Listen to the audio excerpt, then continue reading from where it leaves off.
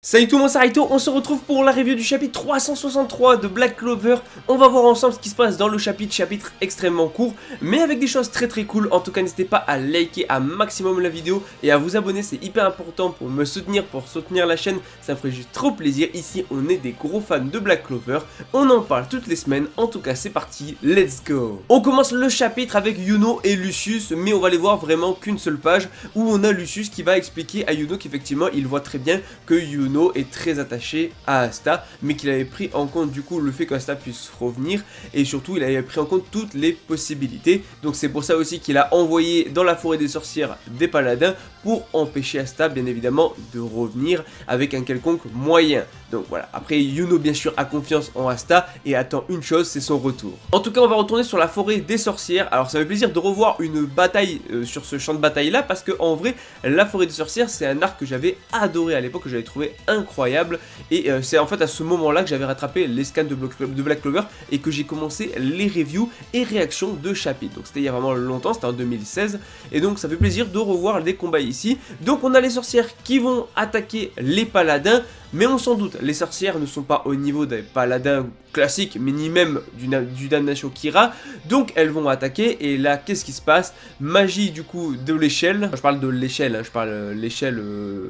échelle de puissance, échelle, tu vois, voilà, on parle pas d'échelle que tu montes, hein, mais du coup c'est la magie du Damnatio, donc échelle dominante qui va littéralement effacer, annuler, donc du coup faire disparaître en tout cas les magies des sorcières qui étaient déjà relativement assez faibles, et donc encore une fois il peut contrebalancer avec sa balance, à un pouvoir qu'on avait déjà vu. Mais forcément le fait qu'il soit devenu paladin le rend beaucoup plus fort, beaucoup plus puissant que ce qu'il était, rappelez-vous, lors du tribunal. En tout cas encore une fois lui il adhère totalement, enfin il adhère, il a pas trop le choix non plus puisqu'il est à moitié contrôlé, mais encore une fois tous les paladins nous répètent un peu la même chose, cet idéal de Lucius, d'un monde de paix où justement il n'y aura que la justice, tout sera ordonné, tout sera droit, tout sera nickel, tout sera parfait, un monde de paix.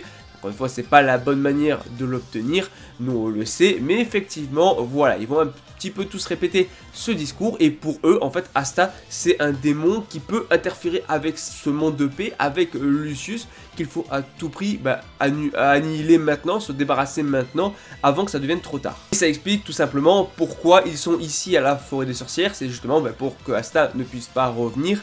Mais en plus de ça, on va avoir tous les paladins, là, les paladins totalement basiques, classiques, là, qui n'ont pas de jambes et tout, qui vont faire une attaque combinée. Alors c'est juste un gros rayon laser qui est quand même très puissant, qui va être balancé directement sur l'arbre et sur le QG principal de la forêt des sorcières. Et là encore une fois on voit la détresse chez les sorcières qui sont complètement KO. Alors on les a pas trop vues mises en avant, mais j'ai envie de dire qu'en même temps elles n'ont pas le niveau, et c'est normal qu'elles se fassent totalement éclater. Les seuls qui ont le niveau, c'est ceux qui vont arriver juste après, soit le taureau noir, parce que oui on a un piège qui s'active et qui va renvoyer du coup le sort en plus puissant, et il s'agit bien sûr de Zora. Et on a même tout le taureau noir qui débarque, prêt à se battre contre le Damnatio Kira en paladin, pour justement empêcher le paladin Damnatio Kira de bloquer le portail qui peut mener à Asta et ramener Asta. Et franchement, la planche où on voit tout le taureau noir est incroyable, avec le Damnatio qui est en mode, encore une fois, vous me mettez des bâtons dans les roues, vous êtes avec le diable, tout ça, un petit peu ce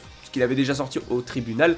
La planche de zinzin avec tout le taureau noir, franchement ça fait plaisir. On a Zora, on a Gauche, on a même Secret, on a Nasht, on a carrément Grey, Magna, Luck en tête d'affiche, tu vois, même les mains des ombres de Nasht et tout, tu vois, Henri avec carrément le QG du taureau noir, et en fond tu vois Charmy sur son petit nuage et tout. Donc tu as la plupart des membres du taureau noir. Alors ils sont pas tous là parce que Noël affronte sa mère, et on a Asta qui est pas là, mais c'est complètement fou. On a également le droit à un petit passage très rapide avec Yami et Morgan, que j'ai beaucoup aimé pour plusieurs raisons. Bon, j'espère que Nasht, même s'il est ici, j'espère qu'il aura l'occasion de revenir avant que tout ça soit trop tard, grâce à Finral ou je sais pas, pour qu'il affronte son frère. Bien évidemment, il faut ces retrouvailles là. Mais en tout cas, j'ai trouvé la discussion intéressante, tout simplement parce que on a encore une fois Morgan qui va répéter le discours classique de tous les paladins de Lucius, en mode voilà, rejoins-nous et tout. Oui, parce qu'il est en mode vas-y, deviens un paladin, toi aussi, comme ça ensemble on pourra protéger ce pays.